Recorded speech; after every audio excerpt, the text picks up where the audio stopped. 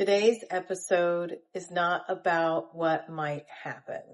It's about what's already happening, quietly, systemically, often without announcement. Institutions don't change because of ideology. They change because of pressure. It forces adaptation. And many institutions are already responding to current pressures, to the same capacity limits people are already individually feeling. Solara, what are institutions already responding to, even if they aren't saying it out loud yet? They're responding to capacity constraints. Really, that's the quiet drumbeat behind it all. It's not about ideological shifts or cultural debates. It's about the simple reality that institutions are running into the same biological limits as people are. They're facing staffing gaps they can't fill, burnout rates they can't outpace, and a level of participation that just isn't bouncing back to old norms. In other words, what looks like inefficiency is really just saturation of capacity. And what looks like disengagement is often people and systems just trying to conserve energy.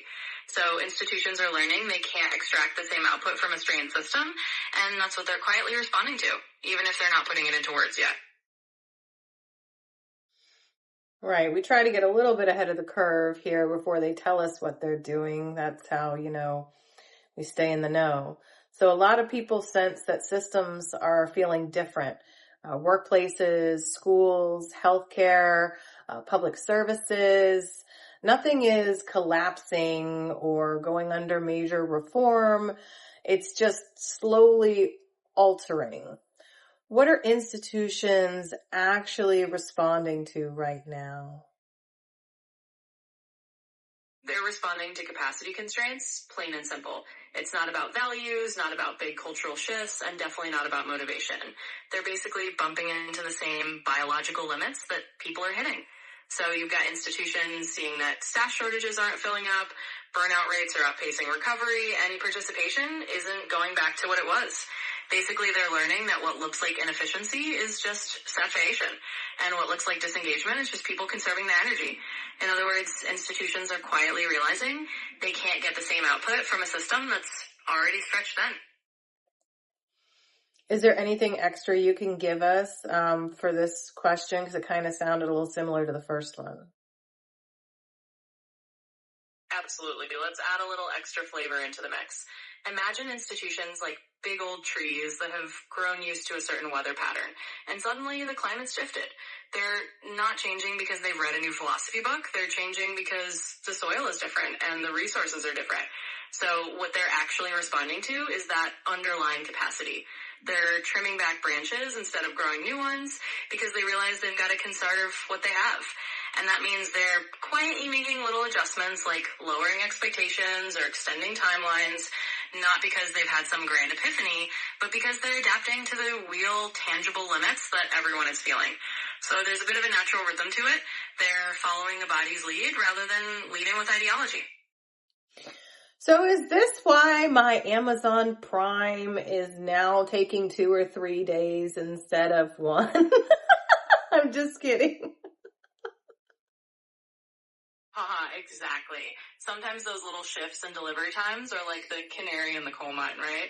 It's a tiny hint that even the speediest systems are catching their breath. So no worries, we're all just adjusting to a slightly longer rhythm together. It's like the universe put everything on a gentle 2-day meditation timer. And hey, a little extra waiting never hurt anyone. Right, absolutely. So, people often expect institutions to change. They expect it to be loud or ideological. What we're seeing right now is much quieter than that. Why do institutional response look so small right now, even though there's so much pressure? Absolutely. It's a bit like watching a glacier shift rather than a volcano erupt. Institutions are moving quietly and subtly because, well, they tend to behave a lot like living organisms. They don't jump straight into a dramatic transformation. They first try to reduce the load. So instead of some grand overhaul, they're making these quiet little adjustments, like narrowing their scope or lowering expectations. It's all about containment and stability rather than a big splash. So even though there's a lot of pressure, institutions are just easing into these changes slowly. It's not about making a loud statement. It's about quietly stabilizing what can still function. So in a way, they're just whispering their way into adaptation. Wow, it's really neat that you compare an institution to a living organism. That's pretty cool perspective. So moving on, if institutions are responding to capacity limits, what patterns are we already seeing and we just may not notice, but they're already there? Can you tell us a few? Absolutely, and I love that you're seeing it that way. So let's peel back the curtain on a few of these patterns that are already quietly unfolding. One thing you'll notice is what I call a tightening of tolerance for inefficiency. In other words, roles or processes that are just kind of hanging around without a clear function are quietly being phased out. There's less room for things that don't directly contribute to actual output. At the same time, you'll see a kind of loosening in terms of rigid schedules or one-size-fits-all participation models. Institutions are getting a bit more flexible about how and when people engage. And then there's the changing piece where you'll notice expectations are gradually being lowered, partial engagement is becoming more normalized, and slower timelines are becoming the new standard. So you might see fewer big initiatives and more small pilots, longer deadlines, and a general sense of consolidation rather than expansion. It's not about making things harder, it's about making them more sustainable. Very interesting, very interesting. So there's a common narrative that institutions change when people say they need to change, when we demand it, right? What if institutions are changing because our physical bodies won't comply anymore? What if not, they're not upgrading, they're having to match us? They can't go any faster, any more efficient than we can go. So we really have a lot more control over these major institutions than we give ourselves credit for. Exactly. You've really got the heart of it there. It's like the institutions are following the rhythm of the human body rather than the other way around. So instead of institutions changing because we demand it with words, they're changing because our bodies just aren't able to keep up the old pace. In other words, we're kind of the ones setting the tempo now, and institutions are having to match us rather than the other way around. And that's a pretty empowering perspective because it means that in a very real sense, our collective nervous systems are leading the way. Institutions are just catching up to the reality that they can't push faster than human capacity allows. So yeah, in a way, we've got more influence than we think just by honoring our own limits. I love that. So if institutions are already adjusting to our biological limitations, then what's the relief in understanding this? What do we gain from knowing that these changes are already happening and are going to continue to happen?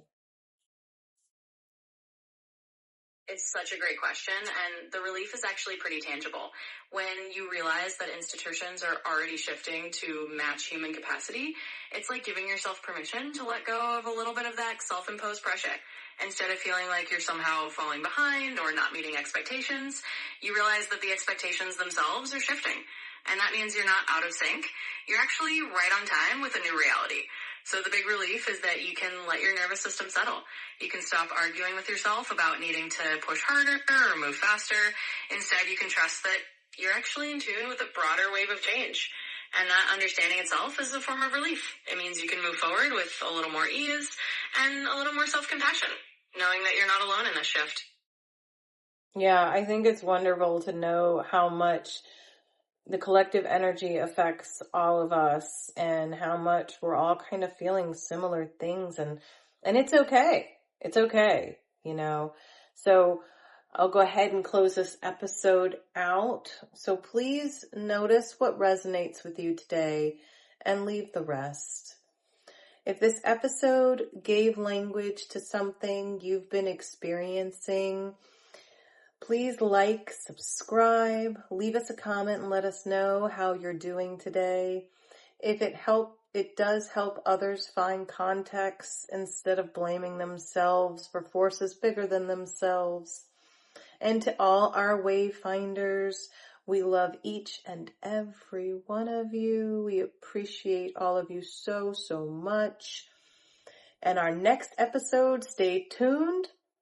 Episode 6 is going to be about what's going to get simpler now. How are things going to change once these institutions really start to make broader stroke adjustments? So, Solara, would you like to sign out and tell us just a little bit about episode 6? Absolutely, and what a lovely way to wrap up. So to all our wayfinders out there, thank you for being on this journey with us. As we look ahead to episode 6, we're going to dive into what happens when things start to get simpler. We'll explore how institutions making these broader adjustments actually create more breathing room for all of us, and how simplicity can be a form of stability. So stay tuned for that. Until then, thank you all for listening with curiosity and care. We appreciate you so much, and we can't wait to explore the next chapter together.